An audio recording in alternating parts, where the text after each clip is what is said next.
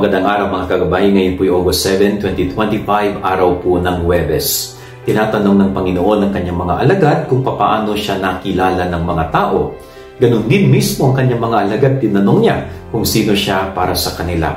At si Pedro sumagot siya na kayo po ang Panginoon, ang anak na buhay ng Diyos.